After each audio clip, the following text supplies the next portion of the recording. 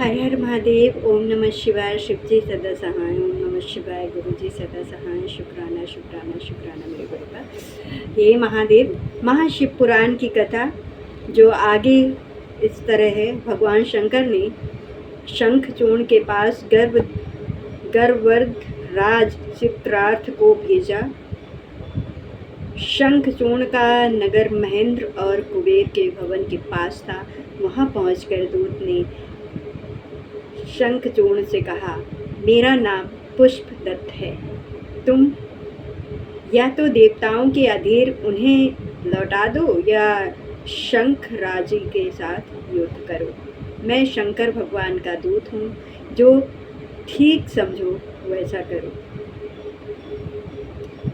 शंखचूर्ण ने कहा, ये भूमि वीर भोग्य है। मैं वीर पिता का वीर पुत्र हूँ, इसलिए मैं शंकर जी से युद्ध करूँगा।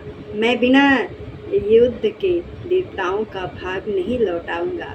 मैं कल ही प्रातःकाल रुद्र लोक की यात्रा करूँगा। ये सुनकर के पुष्पदंत शिव जी के पास लौट गया और वहाँ का सारा वृतांत बताया। ये सुनकर शिव जी को क्रोध में भर आए। शिव जी क्रोध में भर गए। उन्होंने वीरभद्र आदि गणों और भद्रबली आदि देवियों को बुला करके शंखचूर्ण का वध करने की आज्ञा प्रदान की। भगवान शिव जी स्वयं भी अपने गणों को लेकर के चल पड़े। उनके साथ 8 भैरव, 8 वसु, 11 रुद्र, 12 सूर्य, अग्नि, चंद्रमा, विश्वकर्मा, यम, कुबेर, अश्विनी कुमार, नल, कुवार सभी पार्षद तथा भद्रकाली आदि देवियां चली। काली की जीभ 1 योजन तक लपलपा रही थी। उनके हाथ में खप्पर था। वो आकाश को छूने वाला त्रिशूल तथा 1 योजन लंबी शक्ति लेकर के चल रही थी। उनके साथ 3 करोड़ योगिनियाँ थीं तथा 3 करोड़ डायनी चल रही थी। भगवान शिव ने चंद्रभागा नदी के तट पर एक वट वृक्ष के नीचे अपना आसन जमाया। शंखचूर्ण की युद्ध यात्रा शिव जी के दूत पुष्पदत्त के चले जाने पर शंखचूर्ण ने अपनी पत्नी तुलसी के पास जाकर के कहा, मैं कल प्रातःकाल प्रातःकाल शिव जी से युद्ध करने जाऊंगा। रात में उसने अपनी पत्नी से अनेक बातें की। दोनों क्रीड़ा करते हुए सुख के सागर में गोते खाने लगे। प्रातःकाल उठ करके शंखचूर्ण ने राज्य का भार अपने पुत्र को सौंप दिया और पत्नी तुलसी की देखभाल का जिम्मा भी पुत्र को देकर रोती हुई पत्नी को समझा बुझाकर सेनापति को बुलाकर सेनापति ने सेना को तैयार किया। थोड़े समय में ही उसके दुर्भद्र वीर तैयार हो गए। उसके साथ 3 लाख अश्विनी सेना भी। उसने भी पुष्पभद्रा नदी के तट पर वट वृक्ष के नीचे डेरा डाला। वहां से उसने शिव जी की सेना का अवलोकन किया। शंखचूर्ण ने शिव जी के पास अपना दूत भेज करके सूचित किया कि मैं युद्ध के लिए आ गया हूँ। शिव जी ने दूत से कहा, तुम जाकर के अपने स्वामी से कहो कि देवताओं से वैर त्याग करके उनसे संधि करने में ही भलाई है। प्राणियों का विरोध बहुत बुरा होता है। तुम ऋषि कश्यप की संतान हो। इस पर दूत बोला, हे नाथ, आपने जो कुछ भी कहा वो सत्य है, परंतु सारा दोष असुरों का ही तो नहीं है। आप देवताओं के पक्षपाती हैं। आपको ऐसा नहीं करना चाहिए, क्योंकि आप देवताओं और असुरों सबके भगवान हैं।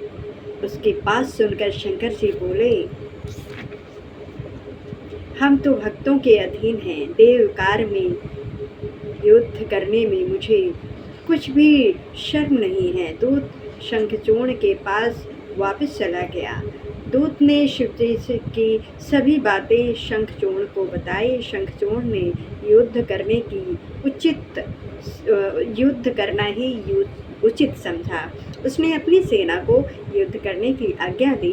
इधर शिवजी ने भी युद्ध करने की आज्ञा प्रदान की। भगवान शंकर भी तैयार हो गए। तरह तरह के रणवद बजने लगे। दोनों पक्षों के वीर भयानक मार काट करने लगे।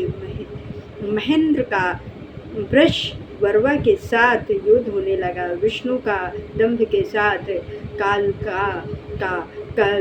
कालसुर के साथ और गोकर्ण का तुसान के साथ, कुबेर का कलाई के साथ और विश्वकर्मा का माला के साथ भयंकर से मृत्यु संहार से यम कलंबिका के साथ वरुण युद्ध करने लगे। अभी तक पुत्रों सहित भगवान शंकर वृक्ष मूल में बैठे रहे। सारी पृथ्वी कटे हुए वीरों और वाहनों से पट गई। समस्त देवता दैत्यों से पराजित होकर के इधर उधर भागने लगे। कुछ देवता भगवान शंकर की शरण में गए। तब भोले शंकर कुपित होकर के युद्ध करने को चल पड़े। वे युद्ध में पहुंच करके अक्षोहिणी सेना का संहार करने लगे। इधर देवी काली भी दैत्यों को मार मार करके उनका रक्तपान करने लगे। स्नाद ने भी सैकड़ों वाणों से दानवों का संहार कर डाला। जो दाना बच गए वे डर करके भाग गए। शंखचूर्ण अपनी सेना का संहार होते देख करके स्वयं युद्ध करने लगा। वो कान तक धनुष को खींच करके बाण छोड़ने लगा। इससे युद्ध के मैदान में अंधकार छा गया। उसकी इस माया को शिव जी के गण और देवता भी नहीं समझ सके। शंखचूर्ण ने स्कंध पर शक्ति का प्रहार किया। इससे शंखचूर्ण के रथ को स्कंध ने चकनाचूर करके उसके कवच, कुंडल, किरीट आदि को ध्वस्त कर दिया। शंखचूर्ण ने स्कंध पर शक्ति का वार करके पृथ्वी पर गिरा दिया। काली स्कंध को उठा करके शिव जी के पास ले गई। शिव जी ने उसे जीवन प्रदान किया और युद्ध करने लगी। वीरभद्र और शंखचूर्ण के घोर युद्ध होने लगा। काली दानव वीरों को चबाने लगी।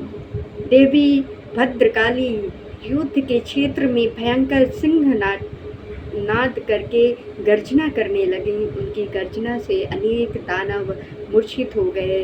विकराल दांतों वाली चंडी राक्षसों का रक्तपान करने लगी।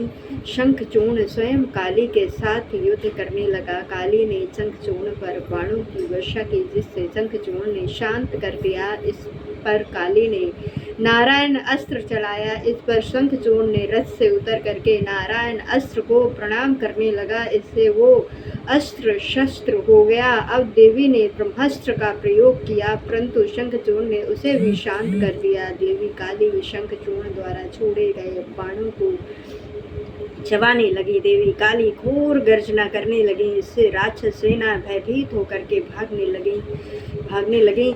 अब देवी काली ने पशुपात अस्त्र चलाया, परंतु आकाशवाणी ने उसे रोक दिया, क्योंकि शंखचूर्ण की मृत्यु पशुपात अस्त्र से नहीं होनी थी। धीरे धीरे देवी चंद्र भद्रकाली 100 लाख दानवों का भक्षण कर गईं। वो शंखचूर्ण को भी खाने के लिए दौड़ी, परंतु शंखचूर्ण ने रौद्रास्त्र से उसे रोक दिया। शंखचूर्ण ने देवी भद्रकाली पर अनेक अस्त्रों का प्रयोग किया, परंतु उन्होंने उन सब को खंड खंड कर दिया तथा उसके चक्राती को लील गई। अब काली ने अपनी मुष्टि प्रहार से शंखचूर्ण को पृथ्वी पर गिरा दिया। इसके पश्चात देवी ने उसे घुमा करके ऊपर फेंक दिया, परंतु वीर प्रतापी शंखचूर्ण वेग से कूद करके पृथ्वी पर खड़ा हो गया। आकाशवाणी ने देवी काली को बताया कि शंखचूर्ण केवल शिव जी के द्वारा ही मारा जा सकता है। इससे शिव जी